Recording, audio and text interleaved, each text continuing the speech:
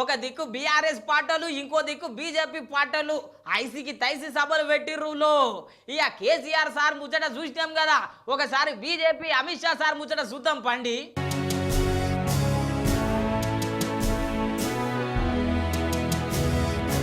కాంగ్రెస్ పార్టీలు బీఆర్ఎస్ పార్టీలు టక్కబార్ మీటింగ్లు పెడుతున్నారు.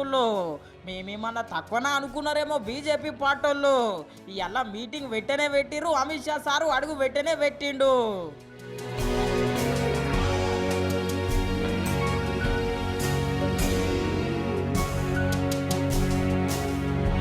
మొదలు సికింద్రాబాద్లో సోషల్ మీడియా వారియర్స్ తోని మీటింగ్ నడిచిందుల్లో ఆ మీటింగ్లో అమిత్ షా సార్ మాట్లాడుకుంటా అన్ని విధాల అభివృద్ధి చేస్తున్నాం కానీ కాంగ్రెస్ పార్టీ ఇన్ని దినాలు ఏం చేసిందో చెప్పాలని చెప్పి గీ తీర్ల డిమాండ్ చేసిండు. और मैं आज यहाँ आया हूँ तब तेलंगाना के मुख्यमंत्री को पूछने आया हूँ, आप जरा बताइए 10 साल आपकी सरकार थी, 10 साल में आपने तेलंगाना के लिए कितना खर्च किया? मित्रों, 10 साल में संयुक्त आंध्र प्रदेश के लिए सोनिया मनमोहन सरकार ने 2 लाख करोड़ रुपए का खर्च किया था. कितना खर्च किया था? जोर से बोलो, कितना? मोदी जी ने अकेले तेलंगाना के लिए 2,42,000 करोड़ का खर्च किया है. एक दृष्टि से देखे तो 3 गुना खर्च होता है. और इसके साथ साथ लगभग 4 लाख करोड़ से ज्यादा रोड, एयरपोर्ट, पेट्रोल की लाइनें और कई सारे यूनिवर्सिटियां, कई सारे इंस्टीट्यूट देने का काम नरेंद्र मोदी जी ने किया है. ఇన్నారు కదా కాంగ్రెస్ పార్టీ కంటే బీజేపీ పార్టీ ఎక్కువ అభివృద్ధి పనులు చేసిందంట. ఆ టెనక కిషన్ రెడ్డి సారు ఏం మాట్లాడుతున్నాడో ఇన్నుండ్రి. ఈ రోజు మనకందరికీ తెలుసు, వచ్చే ఏప్రిల్ నెలలో లోక్సభకు ఎన్నికలు జరగనున్నాయి. ఈ ఎన్నికల్లో దేశానికి ఎవరు ప్రధానమంత్రి కావాలో, ఈ దేశంలో ఏ రాజకీయ పార్టీ అధికారంలో రావాలో దేశ ప్రజలందరూ ఓటు హక్కు ద్వారా నిర్ణయించేటువంటి అవకాశం ఉంది. ఈ నరగదుల్లో ఏప్రిల్ నెలల పక్కనంట ఎన్నికలు. ఈ మీటింగ్ అయిపోగానే చక్కగా బహిరంగ సభకు పోయిండు అమిత్ షా సారు.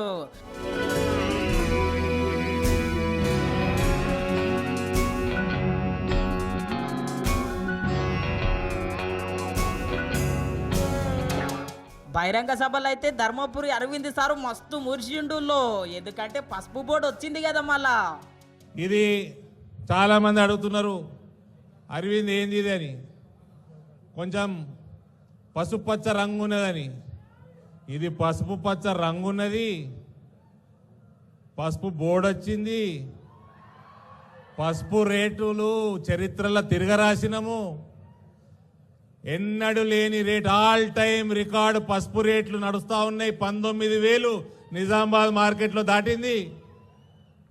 నరేంద్ర మోడీ గారి పని చేస్తే ఏ రకంగా ఉంటుందో ఇవాళ మొత్తం యావత్ తెలంగాణ ప్రజలకి కేవలం ఒక్కసారి ఎంపీగా ఉండి నరేంద్ర మోడీ గారి నాయకత్వంలో ఇది పసుపే కాదన్నా, మీ అందరికీ గుర్తు చేస్తున్నా, కృష్ణుడు బొమ్మ దీని మీద.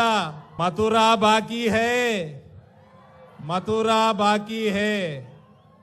అయోధ్యకు సజాయే, काशी को भी सजा रे, आने वाले समय में मथुरा भी सजाएंगे.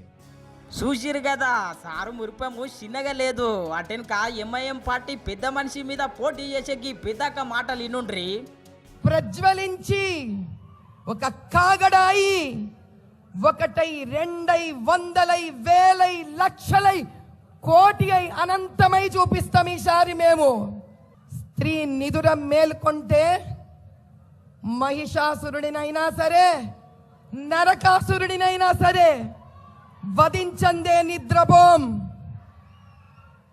ఈసారి చూపిస్తాం మేమేందో, మా శక్తేందో. స్త్రీలు శాంతంగా ఉన్నంత వరకు అమ్మ లెక్క కనిపిస్తుంది, అన్నం పెడుతుంది, కడుపు చూస్తుంది. అదే స్త్రీ కోపిస్తే త్రిశూలం తీస్తుంది, 3వ నేత్రం ధరుస్తుంది, ఎంతటి ఓళ్ళనైనా భస్మం చేస్తుంది. ఈసారి ఈడ నుంచి భాగ్యనగర్ గెలుస్తాం. మన ప్రియమైన మోదీ గారికి బహుమతిగా ఇస్తాం. ఈ నరగదుల్లో పక్క ఓడించాలని చెప్పి డిమాండ్ చేస్తున్నది. అటెన్క బండి సంజయ్ సారు కాంగ్రెస్ పార్టీకి సూటు పెట్టిండు. ఇలా జీతాలు ఇచ్చే పరిస్థితి లేదు. ఇది కేవలం ఎన్నికల సంవత్సరం, ఎన్నికల మంత్ అని చెప్పి ఈ నెల ఫస్ట్ నాడు జీతాలు ఇచ్చిర్రు. నెక్స్ట్ మంత్ ఫస్ట్ నాడు జీతాలు ఇస్తారు. మళ్ళా తర్వాత ఒక్కొక్క నెలల జీతాలు ఇస్తే ఒట్టిగా ఇక జీతాలు ఇయ్యరు. ఇవాళ 6 గ్యారెంటీలు వాళ్ళు అమలు చేయాలంటే దాదాపు 5 లక్షల కోట్ల రూపాయలు అవసరం బడ్జెట్. కానీ మొన్న ప్రవేశపెట్టిన బడ్జెట్లో కేవలం 53,000 కోట్ల రూపాయలు మాత్రమే కాంగ్రెస్ పార్టీ ప్రభుత్వం ఇలా చూపెట్టే ప్రయత్నం చేసింది. మరి మిగతా పైసలు ఎక్కడ ఇస్తారు, ఎట్లా సంక్షేమ పథకాలు అమలు చేస్తారో కాంగ్రెస్ పార్టీ చూపెట్టలేకపోయింది. అందుకే వాళ్ళ తెలంగాణ రాష్ట్రంలో ఎవరు ఎక్కడ బాధపడాల్సిన అవసరం లేదు. భారతీయ జనతా పార్టీ కార్యకర్తలు ఈ నరగదుల్లో కాంగ్రెస్ పార్టీ 6 గ్యారెంటీలు ఇస్తా అని చెప్పి ఆగం చేసింది అనుకొచ్చిండు. అటెన్క బీజేపీకి బీఆర్ఎస్ కు పొత్తే లేదు అని చెప్పుకొచ్చిండు.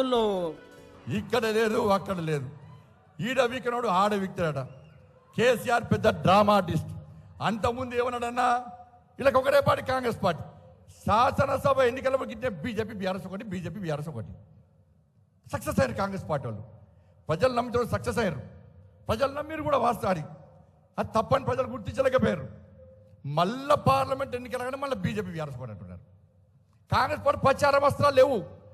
6 గ్యారెంటీలు ప్రజలు నంబర్ తెచ్చి ఇది స్టార్ట్ చేశారు. అవును, మళ్ళా సారు అన్నట్టే అసెంబ్లీ ఎలక్షన్స్లలో ఇదే ముచ్చట మీద మస్తు దెబ్బ పడ్డది బీజేపీ పార్టీకి. అటెన్క అమిత్ షా సార్ మాట్లాడుతున్నాడు. ఏం మాట్లాడుతున్నాడో ఇనుండ్రి. यहां 4 पार्टियां मैदान में है. एक कांग्रेस पार्टी, दूसरी टीआरएस, तीसरी मजलिस और चौथी भारतीय जनता पार्टी. भाई और बहनों, मुझे बताओ, टीआरएस कांग्रेस दोनों मजलिस से निजाम के प्रभाव से तेलंगाना को मुक्त कर सकते हैं क्या? जोर से बोलो, कर सकते हैं? ये दोनों मजलिस के एजेंडा पर चलते हैं. మంచి గిన్నెర గదుల్లో మొత్తం మీద 3 పార్టీలను ఓడించాలి, బీజేపీ పార్టీని గెలిపించాలి అనుకొచ్చిండు. చూడాలి మరి ప్రజలు ఎవరికి మద్దతు ఇస్తారో ఏమో ఈ ఎలక్షన్స్లల్లా.